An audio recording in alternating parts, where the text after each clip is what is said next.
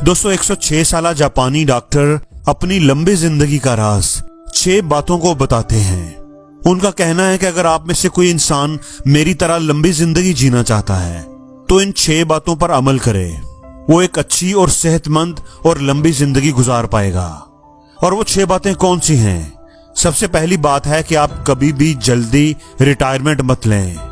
यानी अगर आप कोई भी जॉब करते हैं या आपका अपना कोई काम है, कोई बिजनेस है, तो आप उसमें जल्दी रिटायरमेंट मत लें, क्योंकि इंसान जब तक काम करता है तो उसका जो जिस्म होता है वो हरकत में रहता है, और इंसान का जिस्म जब हरकत में रहता है तो उसके पूरे जिस्म में जो खून है, जो उसकी ब्लड सर्कुलेशन है, वो अच्छी रहती है और इस तरह वो इंसान एक्टिव रहता है। और जब आप जल्दी रिटायरमेंट ले लेते हैं तो आप सुस्त हो जाते हैं। आप जब घर में होते हैं तो आप देर से उठेंगे, आप सारा दिन लेटे रहेंगे, आपको कोई काम ही नहीं होगा, जिससे आपका जिस्म जो है ना वो थक जाता है। दोस्तों इंसान के जिस्म को इस तरह से डिजाइन किया गया है कि इसको जिस हाल में रखा जाए वो उसका आदी हो जाता है।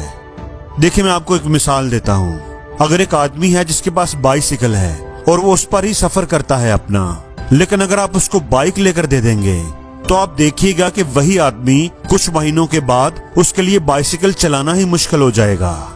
इसलिए अगर आप चाहते हैं कि आप लंबी जिंदगी जिएं तो आप जल्दी रिटायरमेंट कभी न लें, बल्कि आप काम करते रहें। अपने आप को किसी भी तरह की फिजिकल एक्टिविटी में अपने आप को मसरूफ रखें। दूसरी बात जो जापानी डॉक्टर ने बताई वो ये कि मैं पूरे दिन में सिर्फ 2 मर्तबा खाना खाता हूँ। एक सुबह खाना खाता हूँ और दूसरा शाम को कोई हल्का फुल्का खाना खा लेता हूँ। मैं ज्यादातर मछली का इस्तेमाल करता हूँ और सब्जियों का इस्तेमाल करता हूँ। इसके साथ साथ मैं पूरे महीने में 2 बार गोश्त खाता हूँ। दोस्तों इस बात का मतलब ये है कि अपने खाने पीने की एक रूटीन रखें। ये नहीं कि हर वक्त खाते रहे, जब दिल किया खाना खा लिया। अपने खाने पीने का एक वक्त मुकर्रर करें, एक मिकदार मुकर्रर करें, इससे आपकी सेहत बेहतर रहेगी। तीसरी बात यह है कि अगर आप लंबी जिंदगी गुजारना चाहते हैं तो ये बहुत ही जरूरी है कि आप खुश रहें।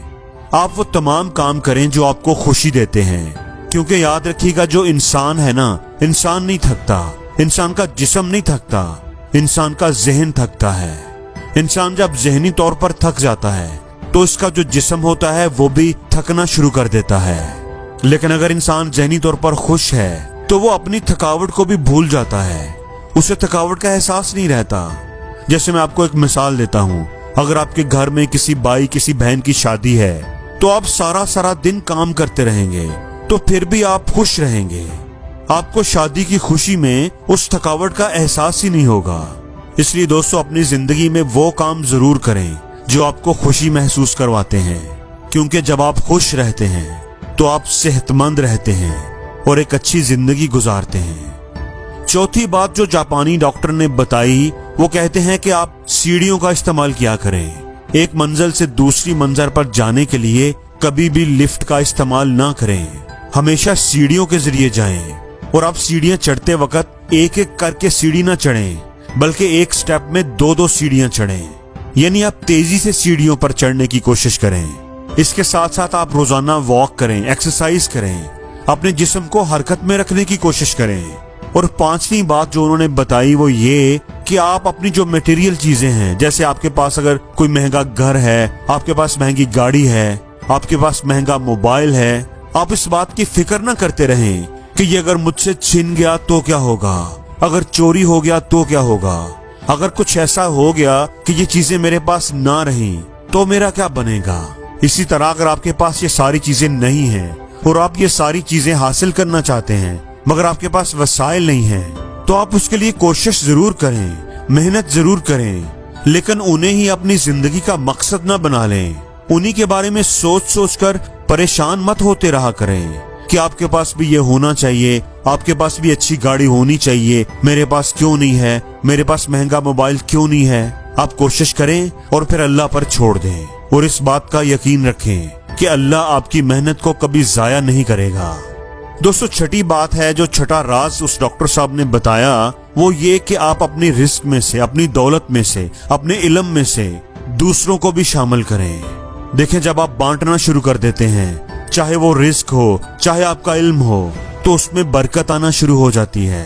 दोस्तों याद रखिएगा, बरकत वो वाहिद एक चीज है जिस पर मुसलमानों का पूरा ईमान है कि जब आपके रिस्क में बरकत आ जाए तो आप खुशहाल हो जाते हैं। आपका थोड़ा भी आपको काफी हो जाता है।